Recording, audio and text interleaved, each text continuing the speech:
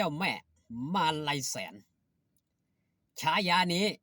คงจะไม่เกินความคาดหมายสำหรับหลาดน้อยอุ๋งอิงก่อนอื่นขอกล่าวคำว่าสวัสดีครับผมสวัสดีพี่น้องป้องปายมิตรหมอแคนแฟนหมอลำยินดีต้อนรับเข้าสู่ช่องไทยซีเกตชาแนลสวัสดีไปยังแฟนคลับเอฟซีสาวหน่อยเพชรบันแพงแฟนคลับเอฟซีหลาดน้อยอุ๋งอิงสู้ขู่สู้คนเด้อครับเด้อมาพบกัน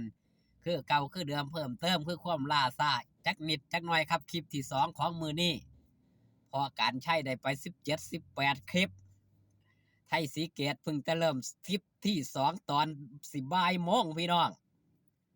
ฝากตอนเบิงกันเด้อครับเด้อขอบคุณหลายๆที่เข้ามาเบิงมาแย่งมาว่าฮอดจอดถึงเรื่องของเจ้าแม่มาลัยเงินแสนฉายานี่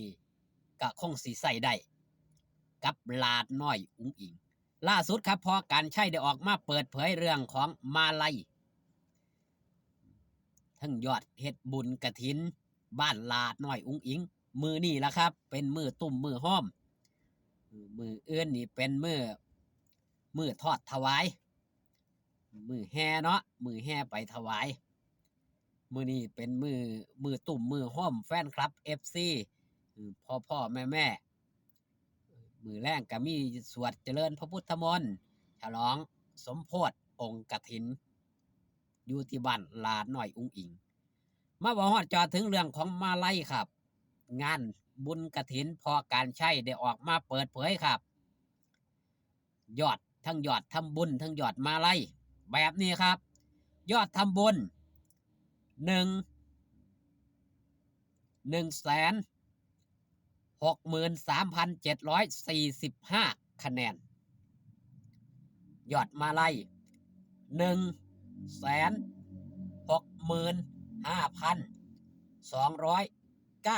คะแนนมาลัยหลักแสนเฮ็ดบุญหลักแสนอยู่ในช่องเดียวนั่นคือช่องของพ่อการใช้ครับช่องทางพอการใช้อย่างเดียวได้ครับหลักแสนบ่รวมต้นของพ่อเอกแม่น้อยลาน้อยอุ๋งอิงและอีกอื่นๆมืออื่นเป็นมือทอดพี่น้องปังปายก็คงจะหู้เองครับถือว่าเป็นศิลปินแห่งวงการหมอลำที่มาแรงหนึ่งเดียวในตอนนี้ก็ว่าได้ที่มียอดมาไล่แสนนี่หลักแสนหลักล้านบ่ขาดในงานสำคัญสำหรับลาดน้อยอุ๋งอิงพอการใช้ครับเป็นอีกพอหักคนหนึ่งที่ทุ่มเทเรื่องของมาไล่บ่ว่าจะเป็นมาไล่ล้านก็เป็นพอการใช้มาไล่แสนกับพอการใช้ในยังครับในคอนเสิร์ตเฉพาะกิจต่างๆพอการใช้ก็เป็นอีกผู้หนึ่งครับที่ให้การสนับสนุนเปิดช่องทางให้แฟนคลับ FC พลังเงียบได้ร่วมสมทบบุญนำสมทบทุนมาให้มาไล่ลูกสาวนำเขาเสียได้ว่าบรรยากาศมือนี้เป็นบรรยากาศที่ครึกครื้นตั้งแต่เสาแต่เสี่ยวผู้ใดได้ไปไล่เบิ่งคลิปของช่องพอการใช้นี่เราตายตั้งแต่หัวละตี4 กว่า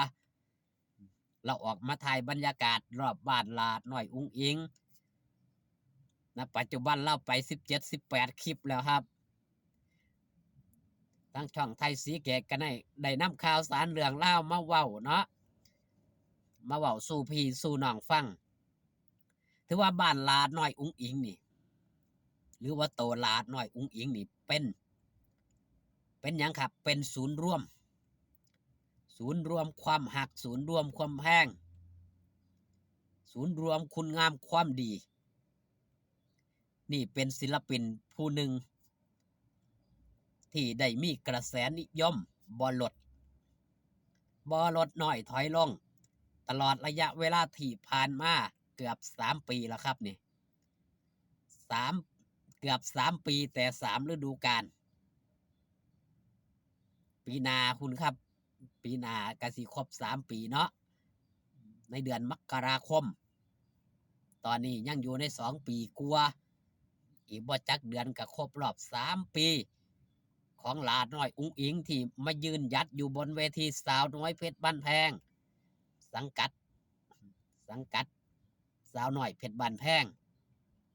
เป็นศิลปินผู้หนึ่งผู้เดียวครับที่เข้ามาแล้วเฮ็ดให้สาวน้อยเพชรบ้านแพงนี่ดังเปรี้ยงปร้างบ่คือหมู่บ่คือพวกบอสโจปั้นมาหลายต่อหลายคน ดังแล้วก็ไปก็มี พอมีกระแสในก็ไปก็มี กระแสดรอปลงก็มีหลายผู้หลายคน นี่ถือว่าเป็นศิลปินหนึ่งเดียวของ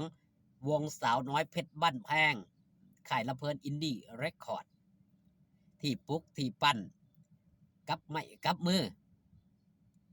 ดังค่าวง ดังตั้งแต่แรกเริ่ม จนถึงณปัจจุบันความดังยังบ่หยุดยังบ่หย่อนครับสำหรับหลานน้อยอุ๋งอิง เป็นศิลปินที่มีความเสมอต้นเสมอปลายก็ด้วยการวางตนวางตัวพอกันชัยยังออกมาเปิดเผย เรื่องราวว่าทาลาน้อยอุ๋งอิงนี่เปลี่ยนไป พอกันชัยก็บ่สนับสนุน นี่ลาน้อยอุ๋งอิงยังคงเดิมคืออุปนิสัยใจคอยังคงเดิม แต่สิ่งแวดล้อมต่างๆนี่เปลี่ยนแปลงไปด้วยหยังครับ ด้วยบุญนำผ้าวาสนานำทรงบุญบารมีก็ว่าได้พอกันใช้จนในเว้าในคลิปนี่ละคลิปที่17 18นี่เพิ่นว่านี่ละว่าหม่องนี้คือกับมีความรู้สึกคือกับขุมเงินขุมค่ำเฮ็ดอีหยังก็เป็นเงินเป็นค่ำไปเบิดเฮ็ดอันใดก็ได้มีแฟนคลับ FC มาสนับสนุนสำหรับโตลาน้อยอุ๋งอิงเป็นศิลปินที่บ่มีเงินติดกระเป๋าสิไปหากินหยังกะเทิงยากผู้ใดถามก็ว่าบ่มีเงินบ่ได้เอาเงินมาบ่ได้ขอเงินแม่มานี่คือซุปตาที่บ่คือไผและหาไผคือบ่ได้ในโลกนี้ครับมีผู้หนึ่งผู้เดียวเป็น FC เป็นศิลปินต้นแบบเป็นศูนย์รวมความหักอย่างแท้จริงเป็นศิลปินที่มีบ้านฮักหลายที่สุดแห่งวงการหมอลำก็ว่าได้คลิปนี้ฝากตอนเอาไว้แต่เพียงสำเนียครับพอกันคลิปหน้าสบายดีครับผม